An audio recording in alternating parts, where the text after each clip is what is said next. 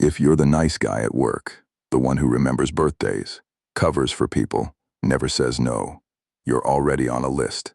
Not the list you think. The list of people management cuts first when the numbers stop working. Your kindness isn't an insurance policy.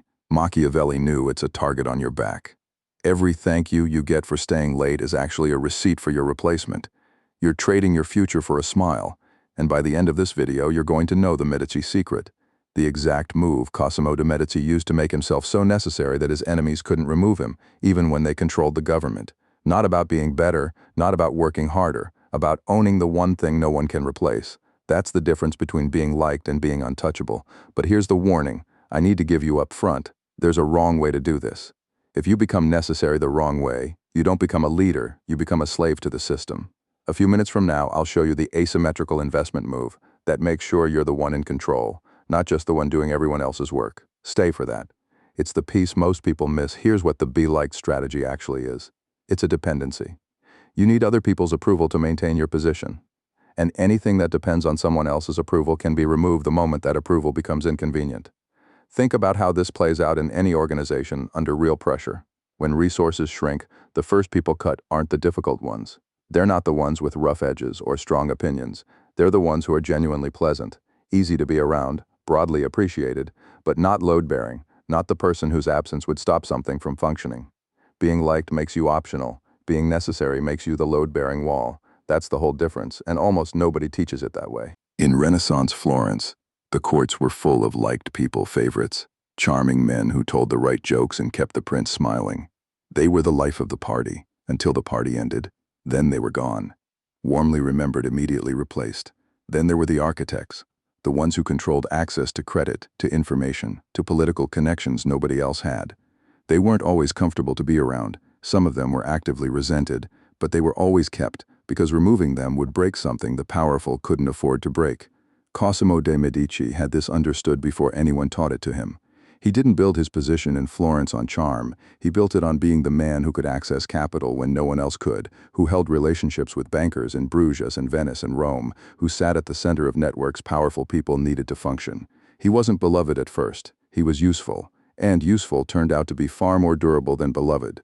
Cosimo didn't want their hearts. He wanted their ledgers. If you own the ledger, you own the man. Ask yourself an honest question. If you disappeared from your environment tomorrow, not dramatically, just gone, what stops working? What can't proceed? What has to be rebuilt from scratch? Because you were the one holding it together. If the answer is not much, you're liked, not necessary. That's the diagnosis. Now let's talk about the blueprint. Cosimo de' Medici's central move was this. He secured the papal account. When Pope Martin V needed a bank to manage Vatican finances across the entire continent, he chose the Medici. At its peak, the Medici Bank operated branches in 16 cities: Rome, Venice, Milan, London, Bruges, Geneva, Lyon, and more. Cosimo became the banker to God, and through God's banker, every Catholic nation in Europe, every cardinal, every bishop, every prince who needed a letter of credit to wage a war, they all needed the Medici to function. You can exile a merchant. You can't exile the man who holds the Pope's money and runs the wire transfers of every throne on the continent. That's the move. He became the banker to everyone who mattered, including his enemies. When you control someone's access to credit, you don't need to control their behavior directly. You don't need their affection. What you have is something far more reliable. They need you, and need doesn't evaporate the way loyalty does, because loyalty is a feeling, and feelings change. When circumstances do, need is a function. It stays. Cosimo didn't ask the powerful men of Florence to like him. He manufactured their dependency by making himself the most reliable source of what they couldn't function without: money, credit, access. He extended loans to rivals as readily as to allies. He made sure that if you fought him, you went broke. Simple as that. This is the mechanics of indispensability. You don't build it by being better than everyone at everything. You build it by controlling a specific resource or a specific piece of access, a specific relationship, a specific capability that the system around you genuinely can't replace without serious cost. The specificity is everything. Broad usefulness isn't the same as structural necessity, and confusing the two is where most people get stuck. Lorenzo de' Medici, Cosimo's grandson, took this system and expanded it into entirely new territory. By Lorenzo's time, the family had moved beyond financial necessity into something more sophisticated. Lorenzo didn't just lend money. He became the center of the intellectual and artistic world, the gatekeeper through which scholars accessed resources. through whom artists built their entire careers, through whom soldiers and administrators found their place in the hierarchy of Florence. His patronage looked like generosity. It wasn't. It was a debt trap. When Leonardo needed support, he came to Lorenzo. When Poliziano needed a position, Lorenzo provided it. When the guilds needed political representation, Lorenzo was the mechanism through which it happened. He made himself the junction point through which everything flowed, so that his removal wouldn't just inconvenience people, it would collapse systems they'd built their lives around. Stop. Look at your own life. If you're waiting for a Lorenzo to discover you, to plug you into the network, to give you the access you need, you've already lost. You don't need to be connected to the junction point, you need to become it. The pattern is always the same. Identify what the hierarchy needs most, then become the most reliable, most difficult to replace source of it, not the best, the hardest to remove. Those aren't the same thing, and understanding the difference is everything. The best person at a skill can always be replaced by someone equally skilled. The person who holds specific relationships, institutional knowledge, the access point that took years to build. That person can't be replaced by someone with the same qualifications on paper. Firing them is a suicide mission. It breaks the company, so they stay. That's what Machiavelli was pointing at throughout The Prince. Not how to be loved, how to become the golden key, the one thing the structure can't turn without. But identifying the bottleneck is only half the battle. If you apply your effort to the wrong bottleneck, you become exactly the slave we warned about at the start. Overworked, underpaid, and too busy to ever build real leverage. So here's the Medici filter. The Medici didn't fund every talented painter in Florence. They funded the ones connected to the rival families they wanted information on. Their rule was simple. Does this investment give me a window into a room I can't currently enter? That's how you choose your bottleneck. Don't just pick a skill, pick the skill that sits at the junction of two departments that hate each other, the one that forces both sides to come through you. Now the question is how you build it. Think about the guy who's the only one who understands the legacy code from 2012. He's miserable to talk to. He ignores emails, he hasn't smiled in a performance review in years, but the CEO knows that if that guy quits, the company loses a decade of institutional knowledge and probably a few client contracts along with it. That guy isn't working hard. He's just holding the only map to the gold mine. That's the position you want, not the nice guy. The map keeper, start with an honest audit, not whether people like you, not whether your reviews are positive, or whether you're included in social events, but the harder question, what would break if you left map? Your current position without flattering yourself. What do you control that others depend on? What knowledge lives only in your head? What relationships run through you that would need to be rebuilt from scratch? What processes stall without your specific involvement? If you can answer those questions clearly, you know what to protect and what to build on. If you can't answer them, if everything you do could be picked up by a competent replacement within a month, you're liked.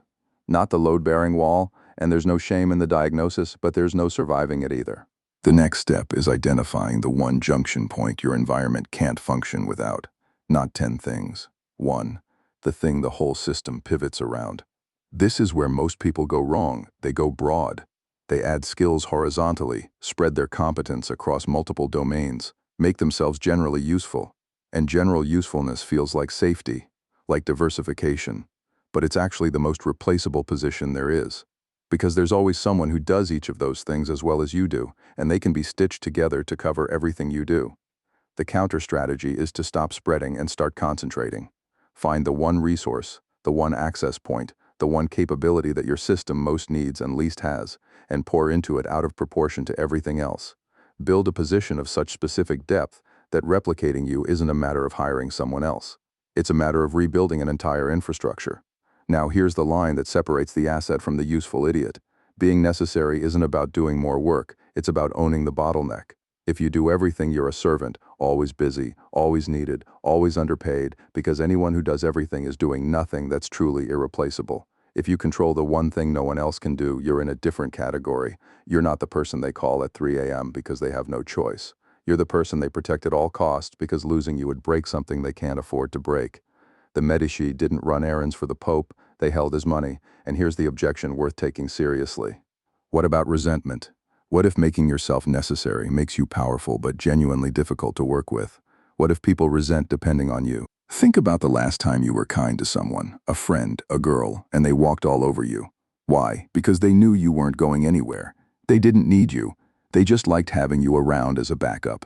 That's the exact same energy management uses to keep you underpaid and overlooked. They like you They just don't respect you, and they never will, not until you become someone they can't afford to lose. Resentment with dependency is a far safer position than affection without it. When people resent you but need you, they keep you close. They manage the resentment, work around it, find ways to maintain the relationship because they can't afford not to. When people like you but don't need you, they let you go the moment keeping you becomes inconvenient, kindly, with excellent references, but they let you go. If you think this is just modern corporate theory, look at how the Romans handled the men they hated most. The Roman Republic understood this about its generals. Gaius Marius was not beloved by the Senate. He was abrasive, politically difficult, perpetually in conflict with the aristocracy, but he'd rebuilt the Roman military from the ground up, created the infrastructure the Republic depended on to survive, and commanded the loyalty of soldiers who'd follow him over the Senate's objections. The Senate kept him not out of warmth, but out of need. His absence would have left Rome without its most capable military instrument at exactly the moment a genuine threat required it. Necessity overrode everything. Personal dislike, political friction, ideological opposition. That's the position worth building. The final piece, and it's the most counterintuitive. Make your absence felt before it happens. Not dramatically, not through threats or withholding, but let the cost of losing you become visible through normal operation. When you handle something no one else can handle, make sure that's understood. When your specific capability solves a problem, don't disappear into the background. Let it be known that this is what you do, that you're the mechanism through which this works. This isn't self-promotion, it's maintenance. You're making sure the people around you can see the invisible cage so they never discover it the hard way, which is usually when you're already gone. Stop negotiating for a seat at the table. Become the sovereign who built it. You stop asking for permission to be here. You make your presence a requirement. Machiavelli didn't frame this as a formula for domination. He framed it as survival intelligence, the understanding that separates the person who endures from the one who gets discarded, however warmly.